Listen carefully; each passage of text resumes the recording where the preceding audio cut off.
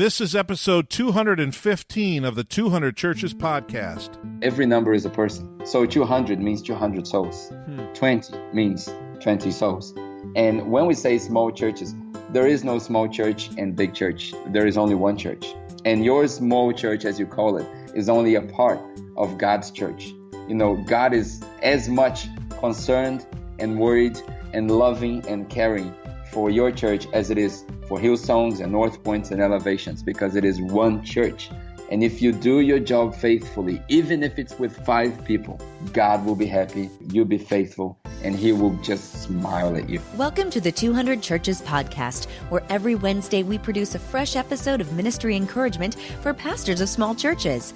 Now here are 2 guys who, like you, serve in the trenches of small church ministry, the Simon & Schuster of ministry podcasts, Jeff and Jonny. This is the 200 Churches podcast. I'm Jonny Craig, here in the luxurious and opulent studio with my man, Jeff Keady. Jeff Keady. How you doing today? Very good, Johnny. That's short and to the point. I like it. I am short and to the point. Are we too formulaic at the front end? Actually, I'm not either. I'm not short and I'm not to the point. That's true. Yeah, we're probably a little bit predictable. We need to shake it up a little bit. Things need to be a little different. I can't even think outside the box to know how to change. The one thing we've been trying to do, Yeah. you know, we hear from one listener. One listener tells us that our fluff on the front end is a little long. One listener, and doesn't it stick in your mind? It does. Right? So we're trying to keep the fluff on the front end. And we know it's fluff. Trying to keep it short. We know it's fluff because, I guess, because we're fluffy. I don't know. People like it. Some people like it. Some people like Probably most of the people like it, since we keep the podcast listener audience keeps growing and growing and growing. Yes, it does. Today, tell them who our guest is. Well, this is unique. This is the 3rd week in a row that we are having a real-life small church pastor as a guest. It is the 3rd week in a row. Yeah, it was Ronnie Brown, is. David Householder, and now Pedro. But the thing is, Pedro is a little different because he's from Brazil. Pedro Alexandrino. Pedro Alexandrino from the country of Brazil on the continent of South America, down there in Rio de Janeiro. Absolutely. Pedro, what a guy. Hey, pastors, you men and women are in for it today. Oh, my goodness. You're in for it. This guy is like, are you for real, Pedro? Like, he's phenomenal. Phenomenal. He is. He is. And if he were competition as a pastor with a church for us, we'd be in trouble. We'd have nobody left. If he were competition as a podcaster with a small church pastor podcast, nobody would listen to us anymore. We'd be in trouble, Yeah. but he's not, because he's mostly going to speak Portuguese. Thank goodness for that. Thank goodness, right? So we're encouraging Pedro to start a 200 Churches Brazil. That's right. A 200 Churches in Portuguese for listeners for pastors. This is going to be a very multinational show. We got Canadians. We had NT right from Scotland. We got John Finkeldy right on the horn from Australia. We need to get some Europeans up in here though. Well, NT Wright can be the Europe. That That's can be true, the token. I suppose. The token after the European. Brexit, I don't think of that as Europe anymore. Brexit. He is our European connection. We just lost our 48 UK I didn't listeners. say it was good or bad. Whatever you think of the Brexit is just wonderful. You know what? Honestly, I mean, I watch stuff on the news, but I don't get it. I don't really understand what it's all about. I know. Britain is breaking off from the European Union. They're whatever, right? Isn't that what they're doing? Yeah, the Brexit, yes, right? that's right. the Brexit. But they've always had the pound. They've never taken the euro anyway. Now you are going to enrage all of our European listeners. I don't know anything about. I don't have a side. I'm on the wrong side of the Atlantic to have a side from over there. I'm just saying, we've had people from all over. You know, in some ways, Pedro's like Ken Shigematsu in that he has lived all over the place. Right. You know what I'm saying? And speaks English really well. Yeah, so he's in Brazil now, but you'll hear his story. He's been out to New Zealand and Australia, and it's a phenomenal listen. So enjoy this. Seriously, Pedro blew me away. I mean, just like, you could replace me with Pedro and see an increase in the level of the podcast. You could replace both of us with Pedro. See an increase. So, Pedro, thank you for being on. Absolutely. And enjoy this. Seriously, enjoy this conversation. We are on with Pedro. Pedro, pronounce your last name for me. Pedro Alexandrino. Alexandrino. And you are the Brazilian connection down there in Rio de Janeiro. How you doing today? I guess I am. I'm very good. Thanks, Jonny. Pedro, talk to us about your relationship with the podcast. With the podcast, well, first of all, Jonny and Jeff, I gotta say thank you very much for this opportunity. It's an amazing opportunity. I love what you guys do. I already love who you guys are because you're like the Australians where I come from. You read people all the way, so it's really good. I'm really privileged to be here. And my relationship with the podcast is, I think about 6 or 7 months ago, I started listening to it. Every single episode, I think I listened to all of them, and every single episode just taught me something different. So I sent you guys an email and said, look, I think it's a good idea to check it out, how a Brazilian on the other side of the world is trying to apply everything he's learning on the podcast. And you guys were so kind, so gentle, and here I am. So that's the relationship, I guess. Well, I always say the best way to get on the podcast is to throw some flattery at Jeff. So as long as you do that, you'll get an invite. It's no problem. Come on, yeah, Jonny. Well, and I think we did good because we threw some flattery at Jeff, and we also spoke about Carrie. So if Carrie, if you're listening, no, we spoke about you, and we're all from Australia, mate, and we rip people all the way. So we were talking about you. Nah, just kidding. We love you, Carrie. Love what you do. You're amazing. Carrie who? Carrie Newhoff. Carrie who? Oh, Newhoff. If you never listened to a podcast called Carrie Newhoff on Leadership, don't waste your time. It's not worth it. The guy is nothing. Okay, just stick with the 200 churches. No. You'll be all good. Man, we gotta have Carrie back on sometime, man. That's okay. You know me, my big heart. I can't pass this up. Let's just make it clear while we rip him that when he put us on his podcast, oh my goodness, we more than doubled our listeners. It was overnight. It was crazy. I mean, just like exactly, just like overnight. So Carrie was so helpful. Nobody on the planet has been as helpful to us as Carrie Newhoff has been. And how do we repay him? We rip him to shreds. We're just so mean. So, Pedro, you say you're from Australia, you're from Brazil. What's the situation? Give me your background. Well, give me a rundown. I was born in Brazil, and I always wanted to go to America. When I got married to my wife, we decided to go to a country that would speak English, not America. So we went to New Zealand. Spent about 7 years there, got involved with the church, did a lot of things, and got our citizenship there, spent some time in Australia. And my home church is in Australia, so I love my church. I love Gold Coast Chapel. If you're listening, shout out to you guys. Love my pastor, Marshall. Made a lot of friends there, so I consider my home. And then at the end of 2015, I came back to the original home, Brazil, the motherland. So I came back to plant a church, and here I am today. That is so cool, Pedro. Mr. International, Mr. Worldwide. That's fantastic. You know, we do have listeners Mr. Pitbull, worldwide.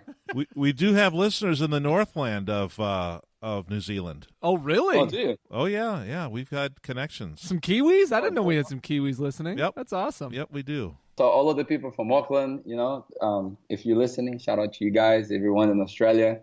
And everyone in South America. Come on, we got to boost this thing in South America. If you're Mexico, Argentina, Chile, Brazil, come on, let's step it up and let's connect with the 200 Churches podcast. Global shout outs right now on the podcast, which I love. So we literally have a handful of listeners from South America. It is the scarcest continent on the planet. We have listeners all around the world, but South America. Why would a couple of white bread people like you and me have a problem in South America? Well, but Pedro's a smart man. He's very intelligent, and so we're gonna hook up Pedro with the other listeners that we have in South America, and we're encouraging them to start how would you say 200 churches podcast in Portuguese? Igrejas dos 200. There you go. There we go. Make it happen now. We are franchising to you, Pedro. That'd be so cool. That would be very cool. Very cool. Royalties and the whole 9 yards, everything. So, Pedro, you were talking to us about how you learned English. Share that with our listeners. Oh, here we go. Are you sure about that? This is the G-rated version of your story. Yeah, now. absolutely. Okay. Come on, edit it out. So what happened was, like I said, I always wanted to go to America. I grew up wanting to go to America, but my family couldn't afford it. So I tried to learn English by myself, and we had a old school VCR. So I would record all of the episodes of Fresh Prince of Bel-Air. You know, if Will Smith, if you're listening, come on, man, you helped me a lot. If Will Smith is listening, he'll appreciate this. That's fantastic. He'll appreciate it. Will, if you're listening, send a donation, huh? Hey, six degrees of separation. You know, meet Joe, look it up. So there's only 6 degrees. That's true. But anyway, I learned English from those episodes, and then when I got married in 2005, we decided to go to New Zealand. We landed in New Zealand in 2007. And then I started practicing. All I knew was Fresh Prince of Bel-Air English, which is a different language by the appearances. That's funny. So should I tell the story? Nope, don't tell the story. Oh, okay. He had a cultural, Pedro had a cultural interaction in New Zealand where he had some Fresh Prince of Bel-Air language that didn't go over very well, and we'll leave it right at that. But the truth An is, innocent mistake. The truth is, you speak great English. You do. It's phenomenal. That Pedro. makes sense, though, that you lived in New Zealand and Australia, and that honed then the English that you had And learned. he said his from the wife French, right? was in the United States from age 10 to age 18. Okay. And then he married her at age 19. Gotcha. Yeah. So how many languages do you speak, Pedro? Well, I speak English and Portuguese, and it wouldn't be fair to say that I speak Spanish, but we'll manage to communicate if need be. Gotcha. Okay, very And cool. you speak Australian. Oh my goodness. Australian. Yeah, mate. We speak Australian too, mate. Like those old Foster's commercials. You remember those? Yeah, I right.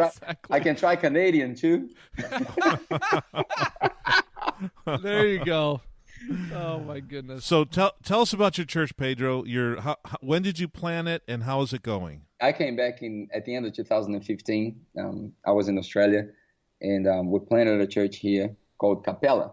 So it's in a small city in the middle of Rio de Janeiro. What's capella mean? Capela means chapel. Oh, cool. So we called it Capela to pay just to pay respects to the church that sent me here. Love those guys. It's called Gold Coast Chapel in Gold Coast in Brisbane, Australia. We plan a capella. We say that it is a church for people who don't like church. We're going great. We're getting close to the 100 mark. We meet in a restaurant, which is different. We play different songs. We try to be as attractive as we can to the people who are not used to church or don't come to church, that kind of stuff. We call it church for people who don't like church, to try to adapt what Andy Stanley says in his church, to create churches that unchurched people love to attend. That's, again, a different and fun story, because when we wanted to plant the church, there was no sentence in Portuguese that would make sense to translate that saying. So I just decided to kick the bucket and just go with the church for people who don't like church, and it's working. I like that. That's very cool. So Brazil is predominantly Catholic, is that right? Oh, we can say it used to be. About 20 years ago maximum, it was a predominantly Catholic country. There are a lot of researchers that say that Brazil is, by 2020 or 2025, is going to be 50% evangelical, which means nothing, because the reality is that there is a lot of misunderstanding about, at least to what we believe, a misunderstanding about what the gospel is, what church means, who Jesus is, and there is a lot of exploitation in the church. So there's a lot of people basically ripping people off using their faith and that kind of stuff. And I guess that happens everywhere all around the world. And there are serious churches, there are bad churches, good churches. Yeah. But predominantly, this is what we've seen on the TV channels and all of that. So I guess the mission is try to reach the people that haven't been reached, but at the same time, if we can, if God allows us, to try to fix some of the mess that's been created by those misunderstandings. Like you say, all over the world, that's an issue. There's always people out messing it up for the rest of us in some way. Yeah. And that's, America, we have those issues as well. So what are some of the challenges you think that you face? You're in one of the most populous cities in the world, I feel like. I mean, Rio de Janeiro. So what are some of the challenges you're facing, trying at Capela, building this church and starting from scratch and planning this place? What are you facing? I think we have two kinds of challenges here, and I think that could apply to most of the people all around the world. One is the problems that are external to the church. The people who are not following Jesus, the people who grew up without a Bible in their homes, those on the secularized society.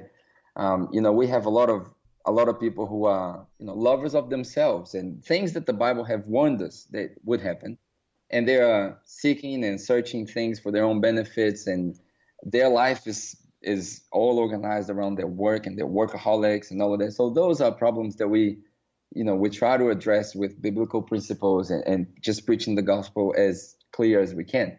But inside the church, we normally say here in our city that we have more people who need Jesus inside the church than outside the church, because there's a lot of people outside the church that they're more Christians than us. The only difference is they haven't met the real Jesus yet. But in the church, we have, one of the challenges that we have, there's a lot of people who are broken by the church. They are hurt with the church. My saying is that they haven't met the real church yet. They haven't met the real Jesus yet. But for their understanding, this is what they understand about, being church. So they've been broken because they've been exploited. They've been broken because they gave to a cause that was a selfish cause.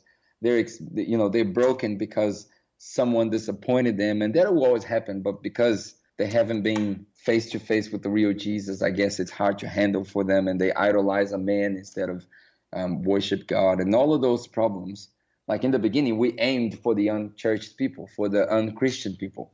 And what actually happened is that 80% of the people that came to our church came because they were broken, came because they had given up in the church. They had given up on church, given up on Jesus. All of a sudden, now they have hope again. They look at us as maybe a glimpse of hope, to say, look, there is still hope. There is still a church that is serious. There is someone who's preaching the gospel. I can connect with that. I can relate with that. So Pedro, how is your message different from the pastors that you said are exploiting people? Believe it or not, the difference is just the Bible. If you walk into a lot of the churches, and again, there's a lot of good churches here too, but if you walk into a lot of churches here, you will hear a message with no Bible at all.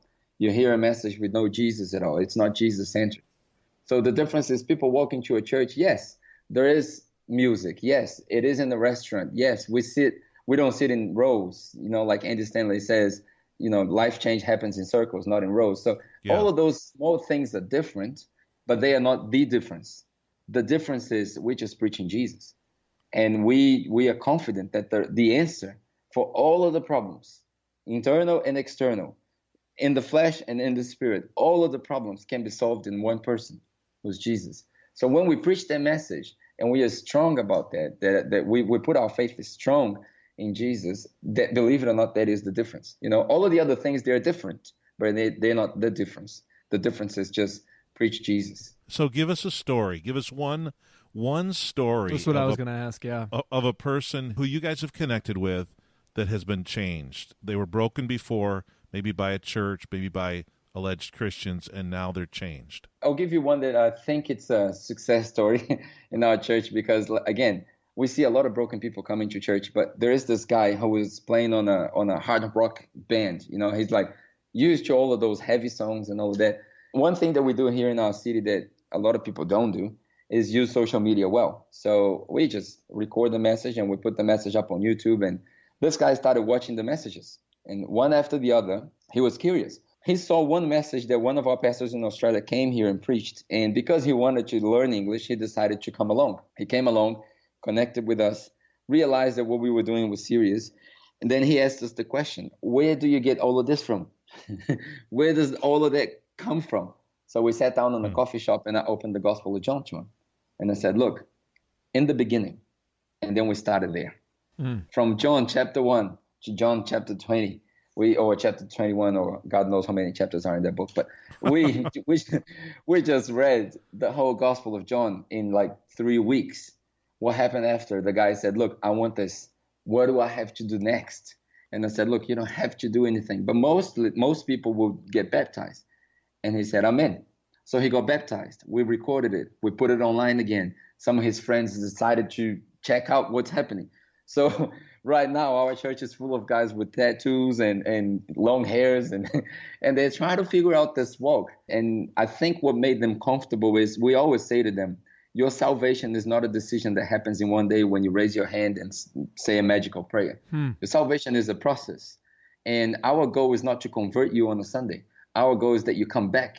So you keep listening about this Jesus. And one day you realize and you start walking with him. So that's what happened to all of these guys. So we've got a few people who were baptized. We've got a few people who thought they knew Jesus and now they're completely changed. And we always say, look, knowing without doing is not knowing.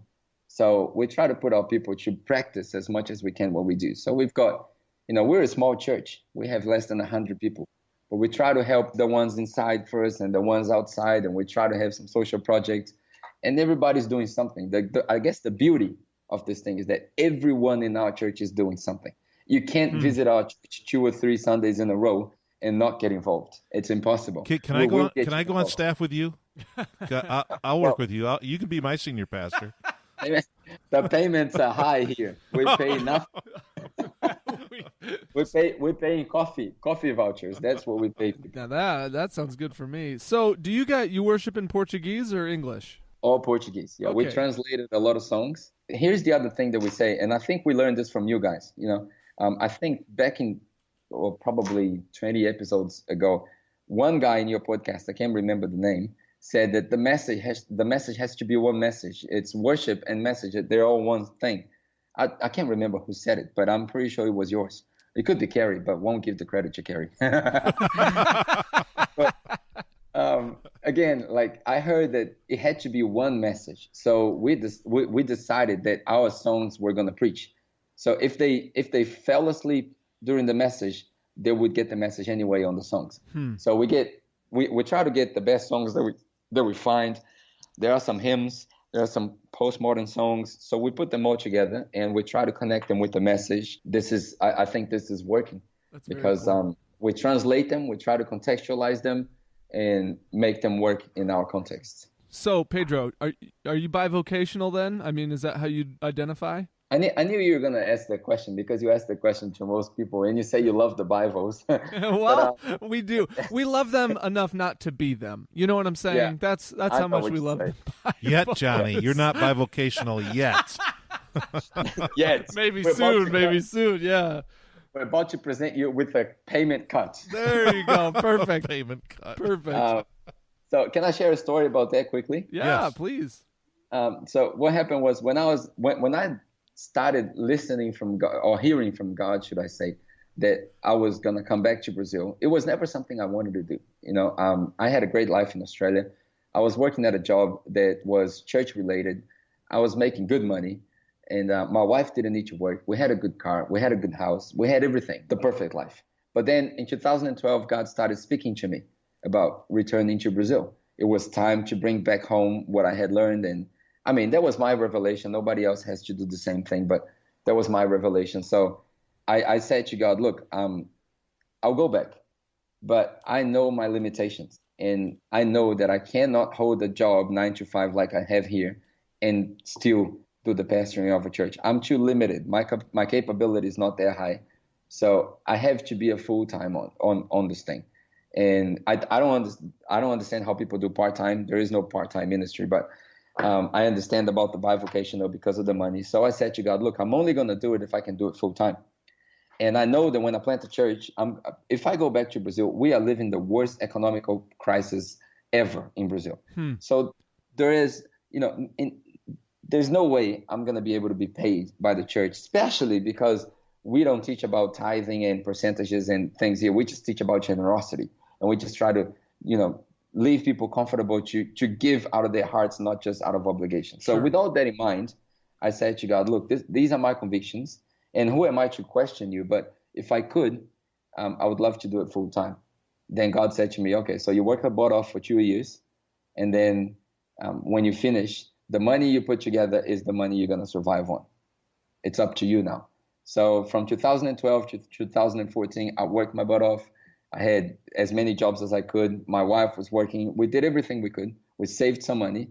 And then when I looked at the amount, I said, look, this is going to be enough to survive for 2 years, or I could invest the money. So I looked at the parables, the 10 talents, or the 1, 2, and 5 talents. I looked at it and I said, look, I got to multiply this thing. If I don't multiply, it's not going to be enough for the long term. So we invested it. So we bought a few properties. We came with no cash, but 2 properties like assets. So they were paid. There was no equity on it. They were 100% ours. And now we rent them out. and that's how I live. Are those in Australia or Brazil?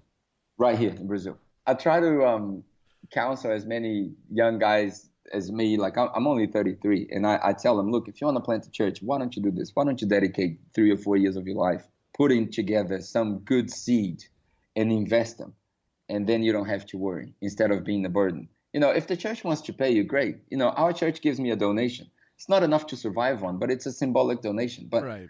If the church wants to pay you, great. But if they can't pay you, you can still do your job, because the reality is you don't work for church, you work for God. That was my revelation. I don't expect anyone to do the same, but this is how I counsel most of the people that come in contact with me. Yeah, it's cool. easy. Like I was in Australia, the money there, the currency there was like 3 times more valuable than here. So in 2 years, I made what most people wouldn't make in 10. That's how I did it. It doesn't have to be the way anybody else do it. That's just how I did it. Pedro, you are a very interesting guy. Oh, very thanks, Jeff. It means a lot coming from you, honestly. Well, do you know what interesting means? Oh, jeez. Oh, here we go. Here we go. No, seriously, you are. I mean, you've dropped. I mean, just when you talked about not preaching on tithing, but you're preaching generosity.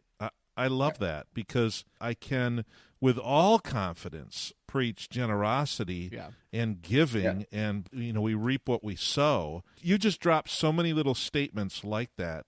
The fact that you say that salvation isn't this, raise your hand, pray this prayer, and you're good.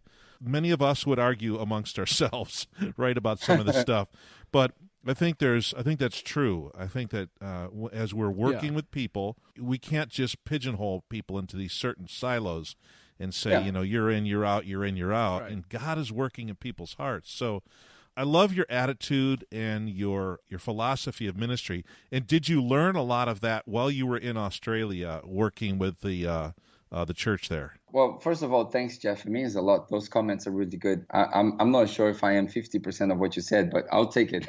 I'll take it. I guess my journey with this whole learning and apprenticeship thing was actually outside the church. When I went to New Zealand in 2007, I went as an immigrant. I didn't have a job. I couldn't speak English. I did everything you can imagine.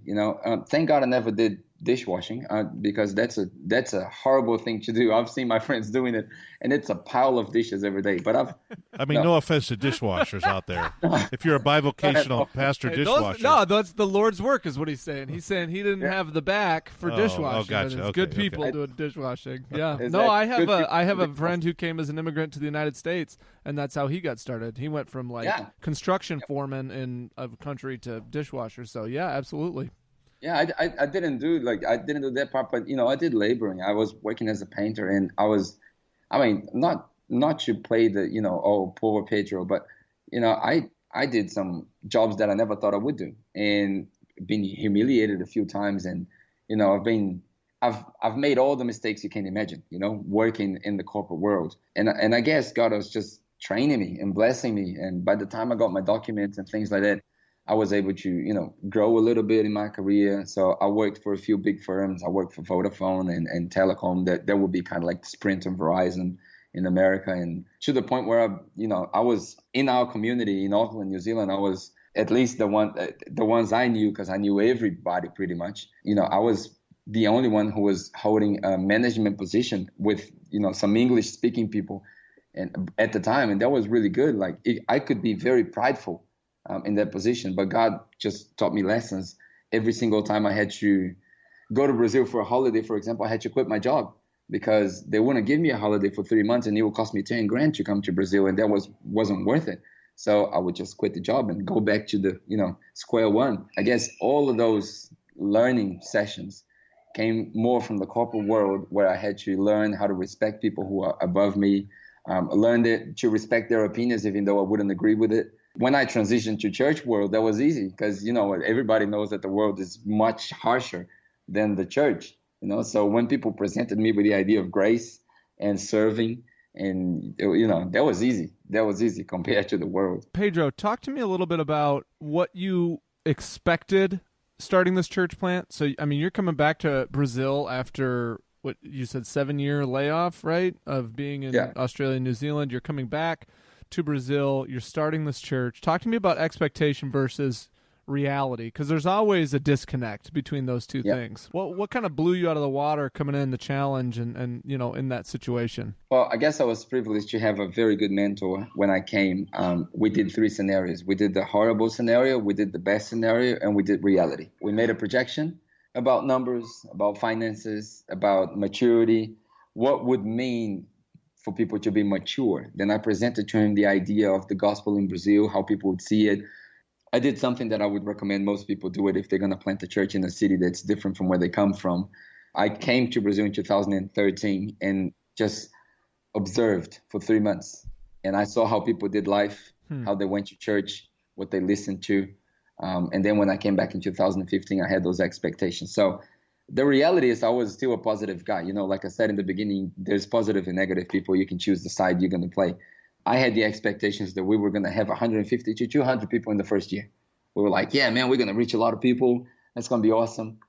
And then I just learned with the time that, 80% of the churches spend their lifespan with less than 100 people in it. Right. So then it was when it hit me, the reality that, success is not numbers. Success is faithfulness, obedience. And if God has called you to be a pastor of a church with 60 people in it, so be it. And if it's 200, so be it. If it's 1,000, so be it. Being comfortable in your own skin, I think everybody should try to learn that. So the expectation was we were going to grow because I came from a place where the big dogs are. I was involved with some big churches over there, not to mention any names, but coming from Australia, you would guess who they are. But yeah, right. I knew everybody, and worship was amazing, and it's thousands of people. So I guess I wanted to do the same thing. I'm a human being. Come on, I wanted to be the same. Yeah, if you didn't have all those ideas that you were going to be 150, 200 in the first year, you probably shouldn't be going into church planning. You got to have some optimism. You got to overshoot. Yeah, you got it. Yeah. I think what saved my life in those terms was I started listening to a lot of Francis Chan. One of the things that he said that shocked me was that I was going through the same thing. I was reading the Bible and then looking at the church. And if I read only the Bible with no other background information, I would never have come up with church the way we are. Never. I wouldn't have come up with a building, 4 walls, a 30-minute message, and 4 songs on a Sunday. Mm-hmm. That's not the church that's in the Bible. Well, that'll preach, Pedro. Now, is it different from, is my church exactly how the Bible is? No. Are there many challenges that I don't have the answer to it? Yes, lots of them. I don't have all the answers. We don't have it all together. But that was my life-saving moment when I saw that there was a big guy, a big dog with a mega church with 4,000 people who was quitting his job because he was unhappy with the way things were. And God was calling him to try to be that church. That gave me hope. And that's when I became happy with the idea. Look, if it's not 150, it's okay. We got 50, and one thing that always comes to me is 1 Peter chapter 5, shepherd the flock that is among you. Yeah. Not domineering over them, but as an example. So every Sunday is an exercise for me where I walk into the place where we have church and I say, God, if it's 2 or 2,000, here I am. Let me preach the message faithfully. Let me lead faithfully. And if it pleases you, great. If it doesn't, take me out. Pedro, are you structured? Do you have a structure to your day or to your week? Or is it pretty much just driven by people and needs and relationships? That's one challenge that we never have it all together. You want to make a plan, but something happened along the way, and it's learning how to live with that. But I do have a structure that I try to follow.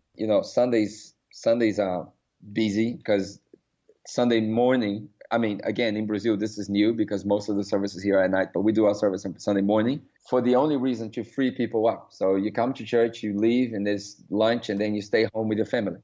So we just free people up.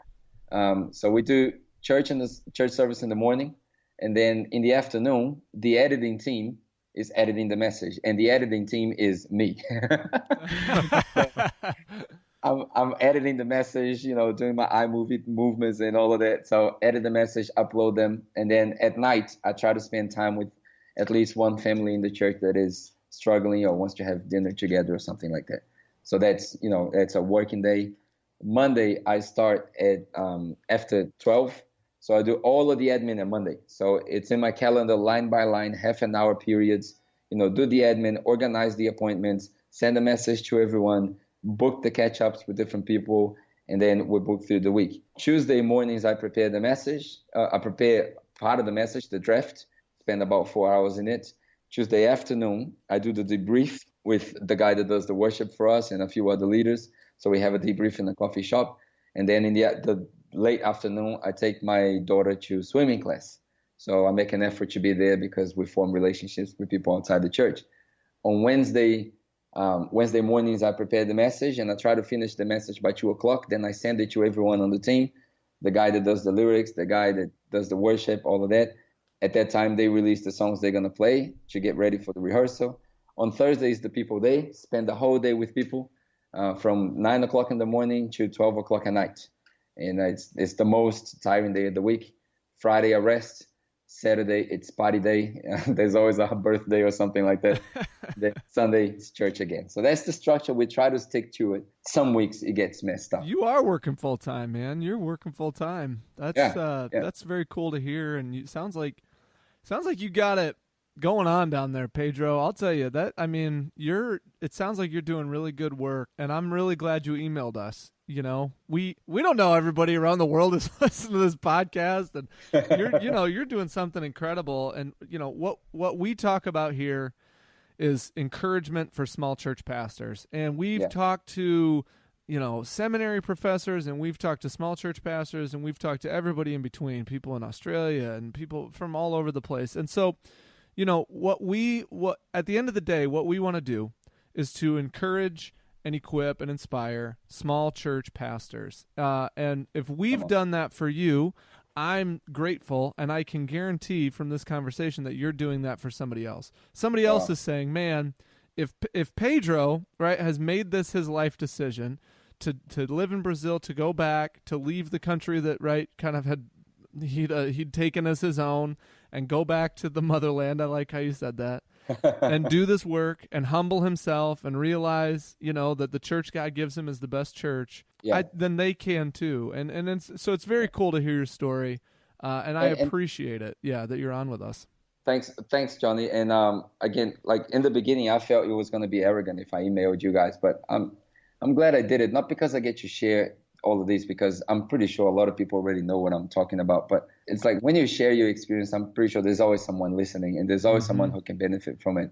And most people can't. I mean, no one's going to see this because it's only an audio podcast. But trust me, if you're listening to this and you're a small church pastor or 200 church pastor, believe me when I say this. If I did it, anybody can do it. All right, I am the most unqualified person to do this.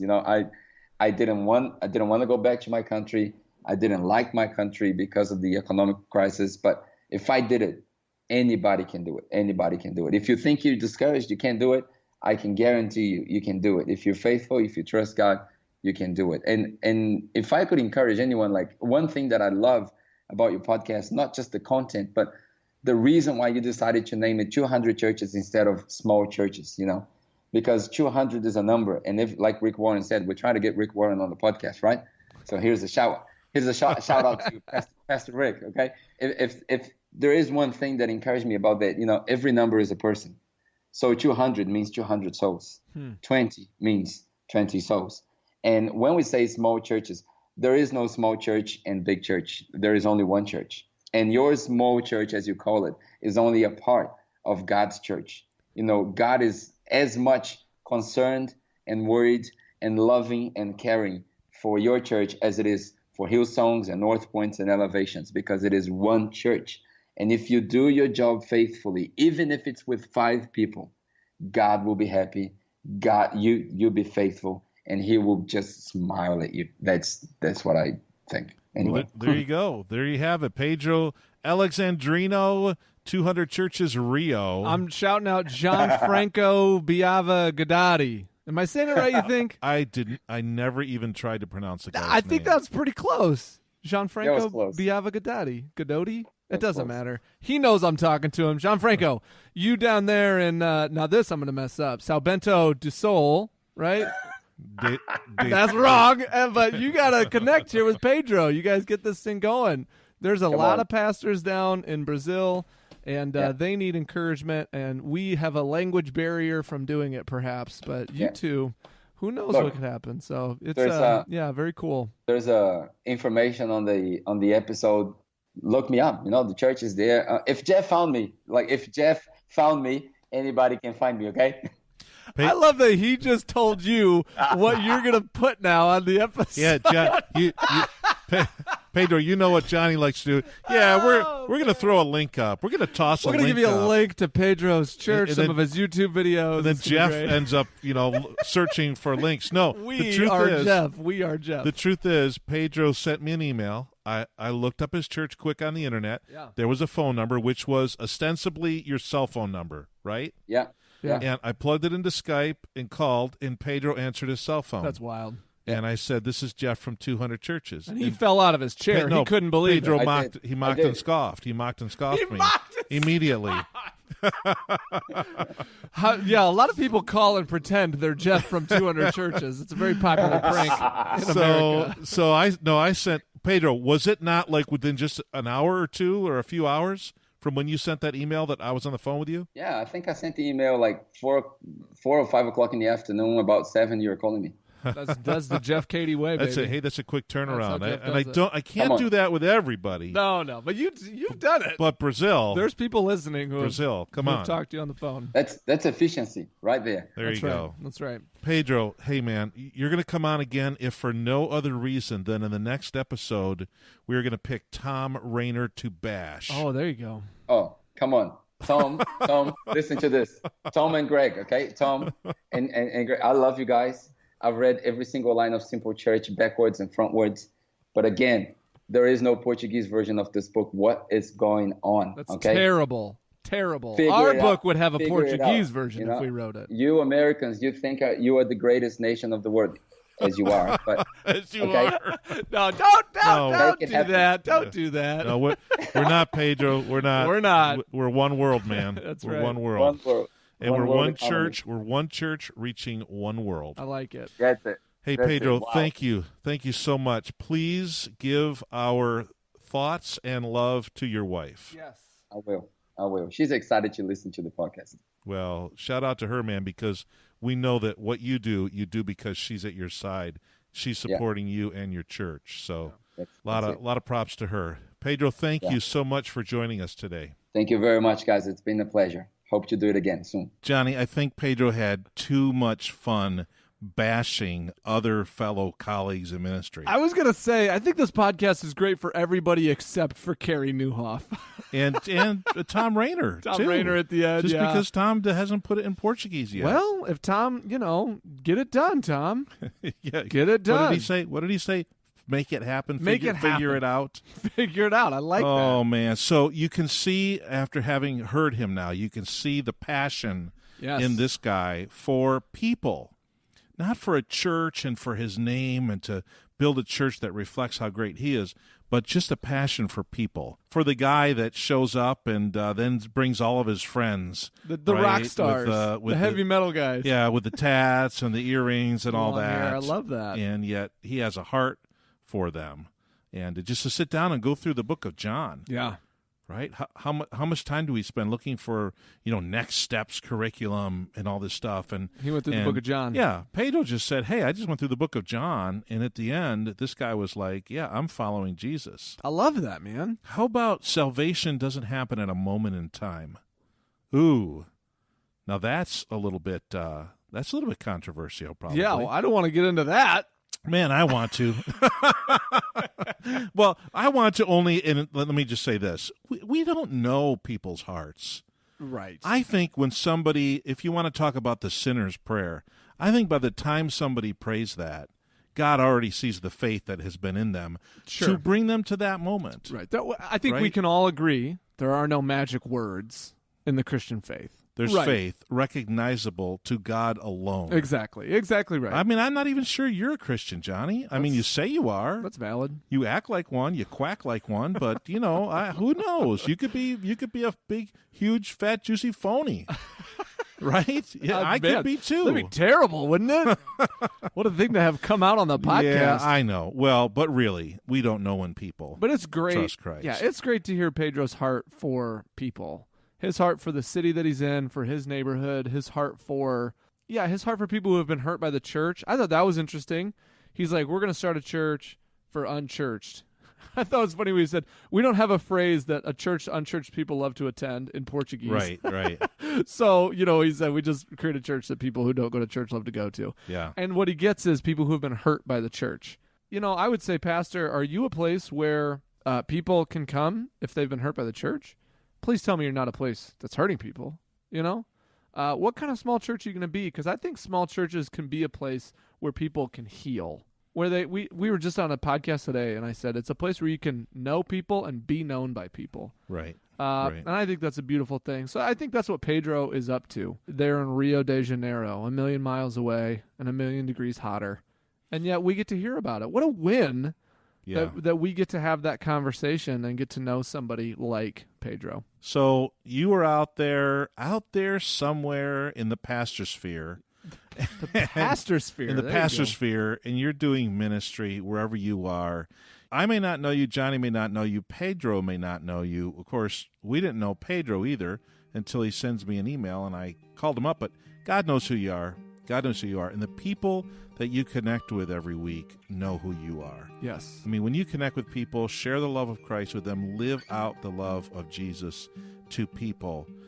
When I was in this little town, Jonny, and there was no chance I was going anywhere with God, living in this little town as a little kid with the parents and the family that I had and the surroundings I had. And this person took an interest in her neighbors and invited me. And she was just a person, not even a pastor, right? There was no church. Just come to the backyard and we'll tell you stories about Jesus. Yeah. God uses everybody and every church. Yeah. And the most important part about your church are the people that are going to be impacted and affected by your church and by your ministry. So don't give up and don't give yourself short shrift. Don't soft sell what the value that you have in your community. Go for it. Amen. Every day. Amen. So thank you to Pedro for joining us. I hope that he can come back again sometime soon. Pedro, I know you're listening, and we would love to have you back, Mr. Worldwide, as I like to call him now. We gotta wait at least 50 episodes, I think. Sure. And then sorry to Carrie Newhoff. We all love you very much. We love you, Carrie. We love you, man. Yeah, but that's all we've got, and we'll see you next week on the 200 Churches podcast. We hope you've been encouraged and inspired by this episode of the 200 Churches podcast. If you haven't already, subscribe at 200churches.com and receive the guys' free PDF download called Our 7 Favorite Ministry Resources. You can count on us to be back next Wednesday with another brand new, shiny episode just for you. Until then, may God bless you as you lead and love the people in your 200 church. You are the only ones that are listening to every episode. And I've got Andy Staley, I've got Craig Gushel, I've got Carrie Newhoff. I skip a lot of episodes on these guys, but look, that's where I was at, right there. I was listening to it right now. Like it's helped me a lot, and I think a lot of the things that I've done I couldn't have done without what I learned from there. And obviously everyone who shared on the podcast. So praise God for your lives and praise God for what you're doing. It is encouraging a lot of people. It has worked for me, and I'm sure it's working for a lot of people. It's 200 churches now, and I know your heart will always be to keep it going, to encourage, small church pastors and all of that. But there will come a time where big people will notice, and, it will grow, and the audience is going to grow. And when that happens, just remember the small Pedros on the other side of the world. Don't forget because Pedro. That's what it's all about. Don't forget Pedro. Vote for Pedro, okay? Vote for Pedro. But it's what it's all about, It's what brought you here, and Pastor Brian always said, you guys have character because you've been going on for 200 episodes, right? And you haven't changed. It's one thing to do it for 2 episodes, 20 maybe. For 200, doing the same thing consistently, that's a proof of character, And talent will take you somewhere. Character will keep you there.